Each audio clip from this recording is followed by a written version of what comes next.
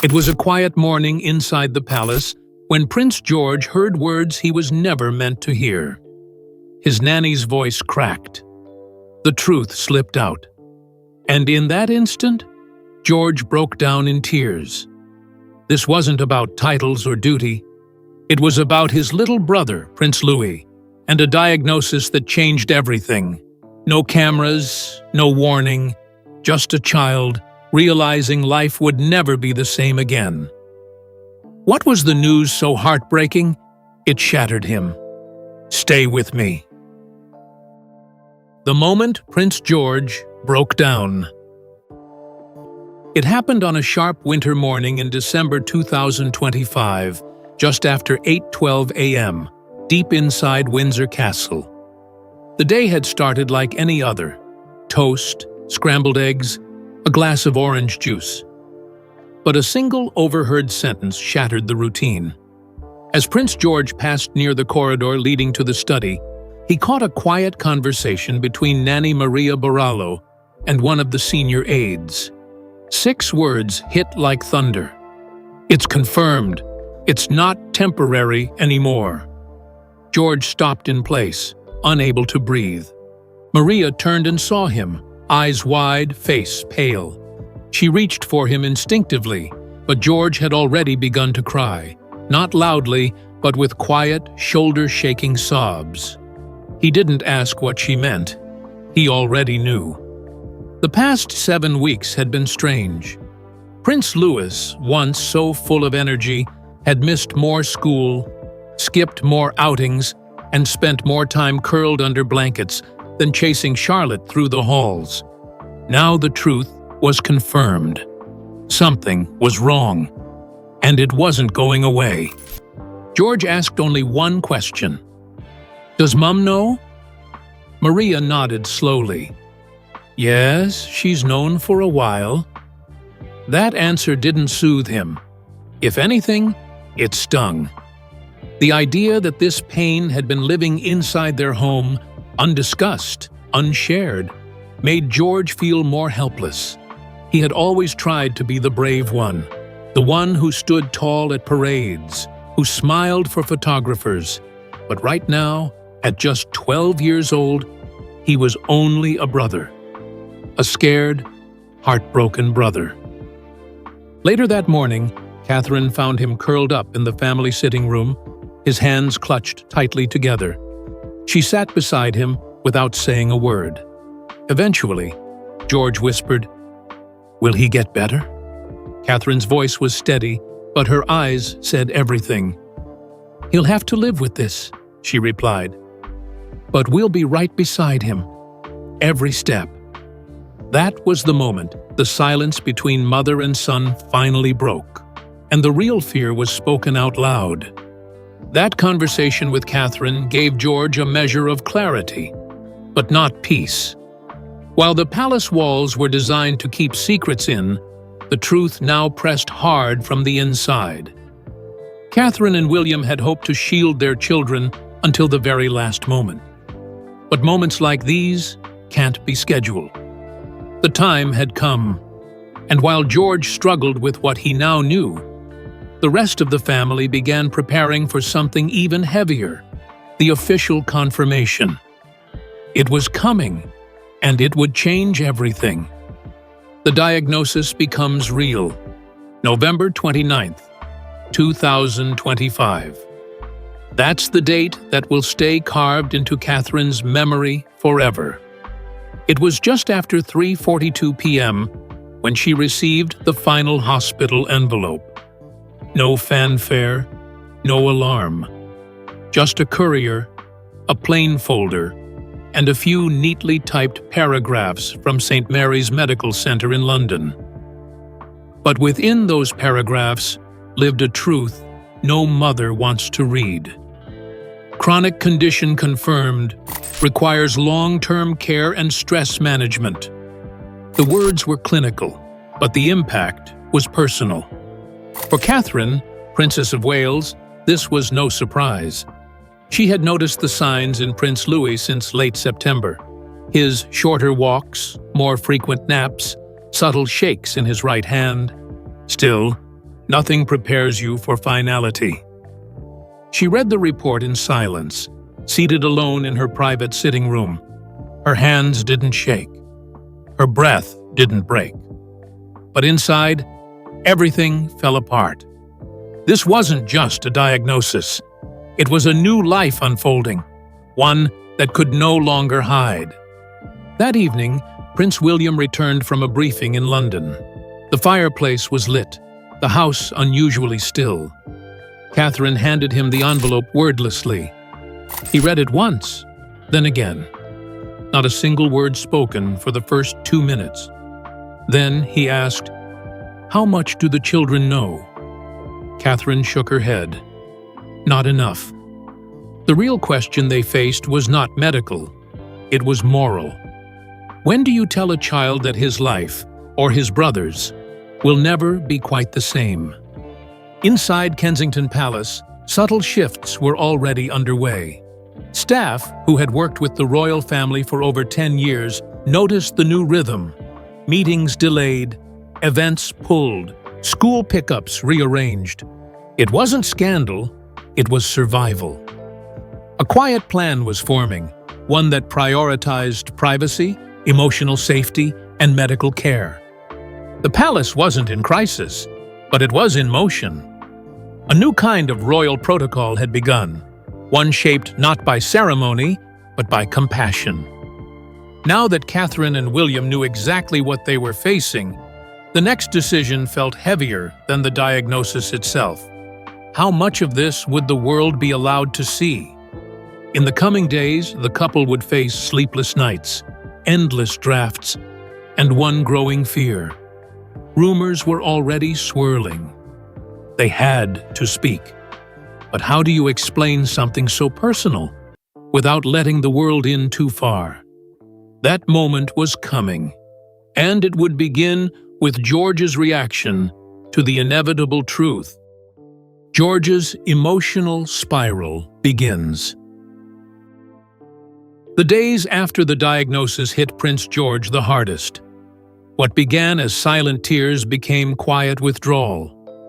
At school, teachers noticed he was no longer raising his hand, no longer laughing during break time. One teacher at Lambrook School, speaking anonymously, said George often stared out the window for long stretches, his notebook untouched. Even classmates noticed. "He looks," one boy said. And he was. The burden he carried wasn't academic. It was personal and heavy. At home, George changed. He avoided his usual routines: no morning football with the guards, no music practice, no late-night chats with Charlotte. Even during meals, he barely spoke. Charlotte, just 10 years old, tried to comfort him, but he gently brushed her off. Catherine and William watched it unfold with growing concern. They had feared Louis's diagnosis would alter their lives, but they hadn't expected it to ripple this deeply into George's heart. By December 6th, the family held a quiet evening inside Windsor. Just the 5 of them, gathered around the fire. Catherine suggested a movie. William brought out a board game. Louis smiled weakly, leaning against Charlotte. George said nothing. He excused himself early and went upstairs. In his room, he opened a photo album. Snapshots from 2021, 2022, happier days with Louis laughing on the beach, building sandcastles. George wept into his pillow, whispering, "I should have known." That night, Catherine sat at the foot of his bed. She didn't offer advice or false reassurance. She just listened. George finally opened up, admitting he didn't know how to help his brother. "You don't have to fix it," Catherine said. "You just have to love him. That's what matters." And in that moment, the emotional spiral slowed. George wasn't okay, but he wasn't alone. And for the first time in days, he let his mother hold him without resistance. The moment George found out.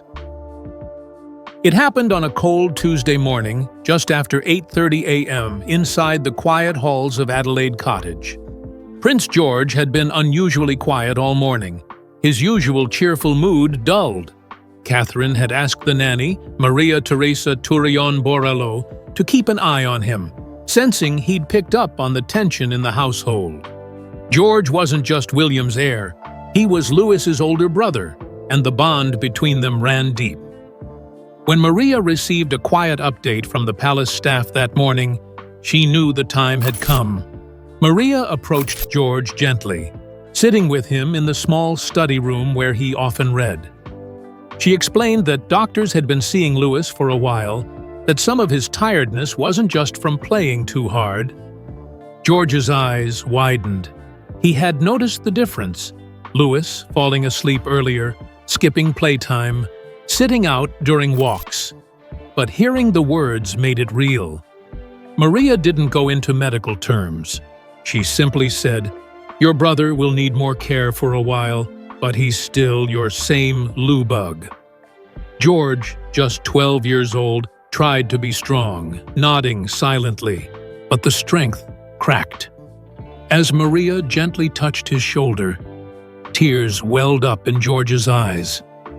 The flood of emotion hit him hard. He cried, not loudly, but deeply. The kind of cry that comes from worry, fear, and love, all tangled together. The staff gave him space, but it was clear. George understood. At that moment, titles didn't matter. He wasn't Prince George. He was just a big brother, scared for his little sibling. Maria stayed with him for almost an hour, reading softly, letting him process. By the time William returned from his meeting at Clarence House, George was calmer, but quiet. William knelt before him, not as a future king, but as a father. "He's going to be okay," William said gently. "We're all going to make sure of that." George nodded, but William could see the weight of reality settling into his son's eyes.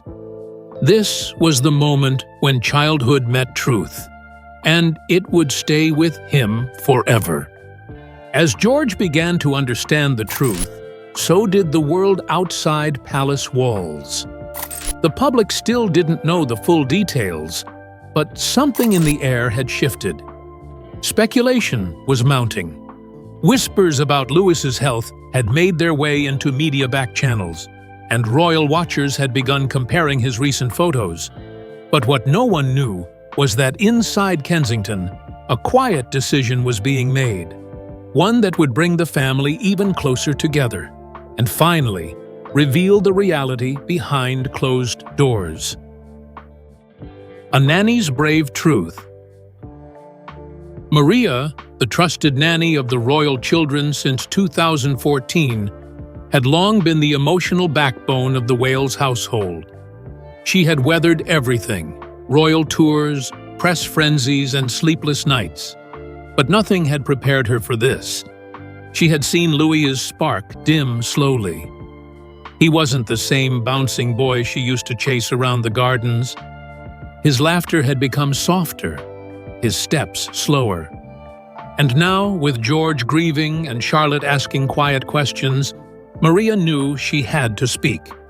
She approached Catherine in the private solarium on a frosty morning in early December, where the princess sat alone reviewing Louis's latest medical notes. Maria's voice trembled slightly, but her words were steady. "I think the children know more than we realize," she said. "They're hurting, and they need guidance." Catherine listened, her eyes red-rimmed but clear. "So do I," she whispered. That admission broke something open. Two women, royal and common, bound by love for the same child. Together, they decided it was time to help the children process, not through press releases, but through presence. Special days were planned, moments just for family. Painting sessions, story hours, evening walks, moments to let George, Charlotte, and Louis reconnect without cameras, questions, or palace schedules. For Catherine, these moments became sacred, not just healing for the children, but for her. And Maria became more than a nanny. She became the calm in their emotional storm. But even Maria knew a bigger storm was coming. Outside the walls, pressure was building. Royal insiders whispered of press leaks, of medical professionals growing concerned about timing. And though Maria never liked the spotlight, she knew she might be called into it. Catherine trusted her deeply, and it would be Maria who eventually helped shape the family's response when the world would finally learn the truth. Until then, she stood guard, not just over a child, but over a family's quiet hope. As Catherine and Maria rallied behind the children, another conversation unfolded in darker corners of Windsor. Medical advisors had begun warning that silence couldn't hold forever. Public curiosity was turning into pressure. And with every day of speculation, the risk grew that someone outside the family would break the story first. What no one knew, however, was that behind the polished palace walls, Prince William was preparing to do something unexpected, something bold, and it would forever shift how the monarchy handled family matters. William's private ultimatum. Prince William had spent weeks walking a tightrope between royal duty and fatherhood. By December 8th, he'd had enough. The endless whispers, the subtle prodding from aides, the drafted statements, it all felt wrong. This wasn't about the crown anymore. It was about his son. In a tense meeting inside Kensington Palace's Crimson Room, William issued a quiet ultimatum. Either we speak on our terms, or we lose the story forever. Silence filled the room, but everyone heard it loud and clear. December 8th, Kensington Palace. Ultimatum. The message was directed not just at the PR team, but at the entire institution. Too many times before, the firm had chosen strategy over humanity. William wasn't going to repeat that mistake. He'd seen what hiding truths had done to his mother, Princess Diana, and how secrecy had only made tragedy worse. Catherine, standing beside him, said nothing at first. Then she nodded. The decision was made, not by pressure, but by love. The next 48 hours became a flurry of preparation. Drafts were rewritten, schedules cleared. Maria helped Catherine prepare the children, gently explaining that Mummy and Daddy might talk to the world soon, but only to help Louis, not to hurt him. George asked if the world would be kind. "We can't control that," Catherine replied, "but we can control what we say." A small handwritten note from Louis, tucked into Catherine's planner, read, "Love you, Mummy." It gave her strength. By the time the statement was finalized, it was no longer a political document. It was a message from a family. No titles, no scripts, just truth. William recorded a brief video clip at 9:42 a.m. on December 10th, his voice steady but raw. Catherine stood behind the camera, watching him speak as both a prince and a father. And as the clip was sent to media outlets, the royal family braced for the world's reaction, not to a scandal, but to something far more human. The world reacts to the truth. The moment the video was released at 9:42 a.m., the response was immediate. Within 17 minutes, the top headline on the BBC, CNN, and Sky News all read the same. Prince Louis requires long-term care. Statement from Prince William. The public was stunned, not by scandal, but by sincerity. There were no medical specifics, no spin, just a father speaking with emotion. It wasn't the monarchy people saw, it was the family behind it. In the hours that followed, more than 400,000 social media posts poured in across platforms like X, formerly Twitter, Instagram, and TikTok, expressing shock, sympathy, and support. Hashtags like #support, Lewis, #WalesFamily, and #KateSpeaksTruth began trending by midday. Celebrities, politicians, and even foreign royals added their voices. One message stood out, from Crown Princess Mary of Denmark, who wrote, "Our hearts are with you. Family comes first." Public response in the UK was deeply emotional. Outside Kensington Palace, candles and children's drawings began to appear by the gates. A single sign placed by a child read, "Be strong, Lubug. We love you." Catherine saw it from her car window on the way to a private meeting and reportedly became tearful. Inside, the family remained quiet, taking in the global wave of compassion with humble disbelief.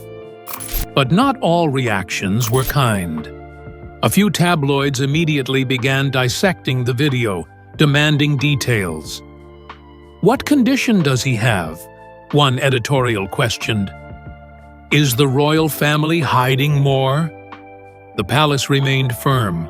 No further statements would be made. The family had spoken, and now it was time to focus on Louis, not headlines. For William, Catherine, and the children, the world's noise faded into the background. Their mission now was healing. As the public conversation exploded, the family withdrew from the spotlight. William and Catherine knew that their next move mattered, and not just for the press. It was time to stabilize their home life, adjust to the new routines, and most of all, rebuild emotionally. But what the public didn't see was the way those closest to Louis, his siblings, were helping him navigate this new chapter. And one moment, especially between George and Louis, would remind the world what brotherhood truly means. George and Louis reconnect. It was December 13th, just after 6 p.m., when George gently knocked on Louis's bedroom door. For days, they had barely spoken, both avoiding the heaviness that had suddenly settled between them. But on this night, George carried something under his arm, the hope book they had made with Maria, filled with drawings, letters, and memories. Louis looked up from his blanket, surprised. "Is that for me?" he asked. George smiled. "It's always been for you." They sat together on the floor, flipping through the pages. One showed a castle made of clouds. Another had the words "Lubug Forever" written in crayon. Louis laughed softly. "Charlotte drew that one," George said. "She gave you dragon wings." The tension cracked. Louis leaned his head against George's shoulder. "Am I going to be okay?" he asked. George didn't hesitate. "You already are. You just don't see it yet." Later that evening, the entire family gathered in the drawing room. William suggested playing a board game, Louis's favorite. He hesitated at first, unsure of his energy, but George nudged him gently. "Come on, just try." Louis agreed. It was the first time since the announcement that laughter returned to the room. Not forced, but real. Even Catherine, sitting quietly by the fireplace, felt the shift. Her sons were finding each other again. From that night on, George began walking Louis to his room each evening. They'd read a short story or talk about their day. One night, George whispered, "I'll be with you the whole way, okay?" Louis nodded. "Even if I get sad?" "Especially if you get sad," George replied. These weren't just royal siblings. They were two boys rediscovering their bond through quiet courage. And in those soft moments, a new kind of strength began to grow. The healing within the family was real, but the outside world still buzzed with questions. The media had gone quiet, for now, but speculation was never far behind. So, while the children began adjusting to their new normal, Catherine was already thinking ahead. There would be events, appearances, scrutiny, but more importantly, there would be choices. How to raise a child with a private condition in a public role. And as always, it was Catherine who took the lead. Catherine's plan to protect Louis. In the days following the public reveal, Catherine withdrew from public duties, not out of weakness, but focus. At Kensington Palace, she held a series of closed-door meetings beginning December 14th, where she sat with medical experts, education consultants, and royal advisors. The objective was simple: build a new structure around Louis's life that prioritized his health and emotional security. No PR strategy, just parenting, royal or not. Louis's school schedule was adjusted. Mornings would begin later. Outdoor breaks increased. Medical staff would be integrated quietly into school support without alerting students. Catherine also worked with Lambrook School to designate a private counselor trained in long-term care for children. "We're not hiding him," she said in one meeting. "We're teaching him how to live with this without fear." But Catherine didn't stop at school. Future royal engagements were under review. Would Louis attend events like Trooping the Colour 2026? Or should they wait? Catherine decided each appearance would be evaluated case by case. No more fixed roles, no more pressure to perform. As one aide described it, "This is not about raising a perfect prince. It's about raising a strong boy."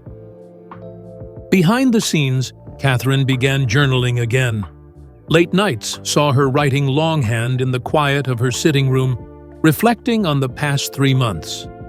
On December 15th, she wrote, "The world sees our crowns, but our children carry our hearts, and that's what truly needs guarding."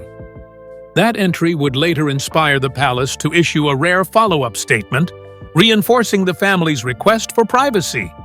It was Catherine's voice, steady, wise, and still every bit a mother. Even as Catherine laid the foundation for Louis's new future, one question remained: how would the monarchy itself respond? In times of crisis, tradition usually dictates the royal path. But this time, the institution followed the family's lead.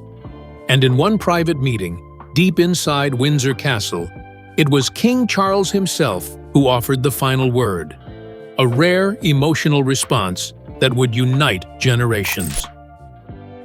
The king speaks from the heart. It was December 16th, and inside a rarely used meeting room at Windsor Castle, King Charles addressed senior palace staff. The topic: how the royal household would handle the media in the coming months. But this wasn't just about press management, it was about setting a tone for the family, for the institution, and for the people. Charles, now 77 years old, spoke slowly, deliberately, and with unusual softness. "I was once a child under a microscope," he said, "and I know how deeply that can shape you. My grandson deserves more than that." His words weren't rehearsed. They came from memory, from experience. He acknowledged the mistakes of the past, including the way Diana had been chased, scrutinized, and broken by the same system. "Let us not repeat that," he said. "Let us protect what is real." Camilla, seated beside him, nodded quietly. Even Princess Anne, usually stern and practical, appeared deeply moved. The meeting ended not with a strategy memo, but with silence. A rare moment when every person in the room understood they weren't just managing a family, they were safeguarding a child's future. And for once, the monarchy chose humanity over image. That evening, King Charles called Catherine. He didn't speak as monarch, but as a grandfather. "You've shown more strength than most will ever understand," he said. "Louis will be proud one day." Catherine thanked him softly. Outside, London shimmered under frost. Inside, a royal family held tight, scarred but steady, grieving but united. And, at the center of it all, a little boy who reminded the world that even behind crowns, there are hearts that break and heal just the same. This story isn't about royalty, it's about family. A brother's fear, a mother's strength, and a child facing a future forever changed. Prince George's tears remind us that behind palace walls are real hearts, real pain and real love. And for Prince Louis, that love may be the strongest medicine of all.